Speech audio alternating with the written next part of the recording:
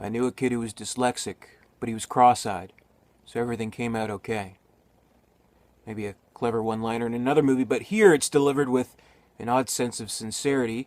In today's review, which is Gummo, from director Harmony Korine, it's March on Demand. I'm taking your request. This request comes from Rockin' Reefer. Thank you very much for your recommendation. I'll have to admit, I watched this movie online. I couldn't find a copy to save my life, but I'm very happy for this recommendation because I remember back in my youth when I was trying to discover all these movies, I'd walk up and down the aisles of the movie rental place, and I always remembered seeing the cover for Gummo, and I wish I had a DVD or a VHS of it here just to give off the visual of it, but maybe I'll put up a picture or something like that. The cover art always kind of intrigued me, and I was like, what is this movie about? This is such a weird looking kind of movie. So I never really knew too much about it, except I did know that on the whole it kind of gathered some divisive opinions. A lot of people hated it, a lot of people loved it, so what better time than right now to make my own decision, watch it for myself. So definitely there is one scene in the movie that a lot of people note about this movie as like one of its signature kind of scenes, and that's where the young kid, who's pretty much one of the main characters at least, he's in the bathtub and he's eating his dinner, and that for whatever reason that's like the most notable scene in the movie. That's one scene that everybody talks about, and so with this movie being kind of an art house movie, I guess you could say. It's a movie open to interpretation. You kind of wonder what a scene like that kind of provokes in you. And for me, my mind was just going all over the place in that scene. It was a really immersive kind of scene where I was kind of thinking, well, first and foremost, the water in this bath, it's extremely dirty. And you wonder, is this just dirty water because that's just as good as the tap water is going to get in this town? Or is the dirt coming off this kid? Is he really that dirty? I think it's probably a combination of both. But you can also kind of take note of what's in the background of that scene. Of course, there's the Barbie doll is just kind of mutilated and hanging from somewhere in this bathtub. And of course, a piece of bacon that's taped to the wall that always seems to draw a lot of attention from people. And of course, he's eating his spaghetti. His mother brings him spaghetti, his little tray, and he's eating it. Seems like he's really hungry, really chowing down on it, and he's just going nuts. And what kind of occurred to me was, okay, he's eating spaghetti, but to drink, he's drinking milk.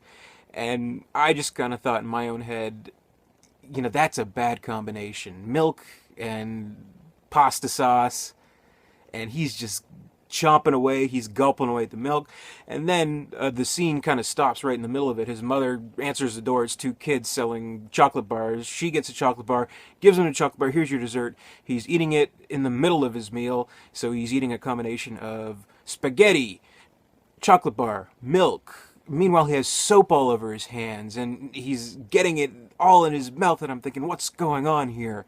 So I don't know if it can provoke that kind of weird feeling in me. Maybe I interpreted it wrong. I don't know, but I think that says something maybe a little bit special about the movie. I'm not really sure.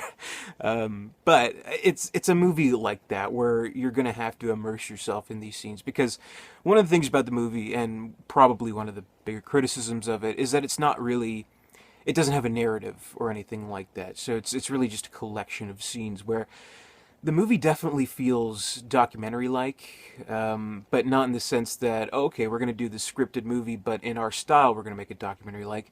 But also not in a style where it's, okay, we're going to make this story in the style of a documentary to make it seem like it's real. No, it's somewhere in this weird limbo in between. So it is a scripted movie. It's not real, but it has that feeling of a documentary without outright saying it's a documentary. So there are some kind of scenes that just kind of stop short. There's a lot of just kind of innocuous conversations between people. Like we see the two girls in the town, Dot and Darby, the two kind of bleached blondes. One of them, of course, is Chloe Sevigny, who also did the wardrobe for the film, or was the costume designer of the film, which basically just meant she went to a thrift shop and got all the wardrobe for the movie. So there's conversation between them about, oh, this guy that we like who's on the tennis court, who you really like, skinny girls, whatever. Just really kind of banal conversations, trivial conversations, things like that. But we kind of feel immersed in this life, and I don't think it's like done in like a dismissive or satirical kind of way of like the American South. Well, actually, I don't know what time frame it takes place in. Probably right when it was made in 1997 in Ohio. Xena, Ohio, I think is where it takes place, and this town is just kind of in the aftermath of a terrible tornado. So, kind of the seedy underbelly of life after that. So we can kind of see that it's not the best standing kind of town. It looks kind of like a wreck. So it's definitely a place that I didn't mind visiting for that hour and a half, but not a place I'd like to call home, certainly. But it is kind of like that. So I don't know. What's the old Hitchcock saying? Some films are slices of life. Mine are slices of cake, or something like that. I guess this would more fall into the slice of life, maybe with a little bit of cake. I hate food analogies, but you'll see scenes where I'm almost positive that Harmony Korine, who also appears in the movie too, in a scene in which he's drunk on the couch with a black dwarf, where he's spilling his heart out. He's trying to get the dwarf to kiss him, and he's spilling his beer or like dumping the beer over his head and whatever. But like, I don't know, I think there's like, he must have some kind of, maybe like an attention deficit or something like that, where he wants to convey that to us, because we see this other character that Darby and Dot are talking about, who does say he has ADD and he's taking Ritalin, and while he's talking about it, we hear the voiceover, but it's slow motion of him. So it's, I don't know, trying to get us to see the world through this director's eyes, through his vision. So in that sense, it's absolutely not a documentary. So it's definitely something different. I would say it's a unique film. There were some disturbing aspects to it. As a cat lover, a large part of this movie is about the two kids. Solomon and Tumblr, kind of the two buddies who go around either finding stray cats and killing them, or finding dead cats and just putting them in a big sack and delivering them to the local supermarket, who in turn sells it to a restaurant. So yeah, wasn't too pleased with the imagery of dead cats and dying cats and cats with maggots coming out of their head. I didn't really appreciate that, but definitely, maybe it's trying to be a provocative film, so in some sense I appreciate that. In other sense, when I'm done watching this movie, I ran out and gave my cat Rocky a big hug. But anyway, so there's stuff like that. It is definitely an odd movie with scenes that kind of stand on their own. Like, we'll see, one scene that really stood out to me was there's this bunny boy who's maybe this, I don't know, this ghostly spectral figure just kind of popping up here and there throughout the town. We see him in like a men's room on the toilet playing an accordion and just going wild on that thing. So I don't know, that kind of stood out to me for some reason. And of course, at the very end, it's like pouring rain, and he's making out with Chloe Sevigny in the pool, and you're like, all right, bunny boy, wait, is this legal? I don't know. So that's kind of a weird thing. And apparently, like, I of course, whenever I'm done watching a movie, I'll read up about it on IMDb, but apparently, at least according to Harmony Korine, when they, it's kind of guerrilla style filmmaking, so when they're going there to locations in the town or houses in the town, apparently they're like being chased off by like angry men with shotguns, thinking they're making child pornography, which is kind of weird. But then again, I mean, you have a fucking kid with an accordion, without a shirt, with bunny ears, walking around, and you're like, what the fuck is going on in this movie? So there's that. But I do think it has its fair share of scenes that are really kind of moving in a weird kind of way. Like, there is also that scene with Solomon and Tumblr where they're they go to the house with the old woman who's on a respirator, and they're just kind of sharing their philosophy about life and death in a very kind of simple way.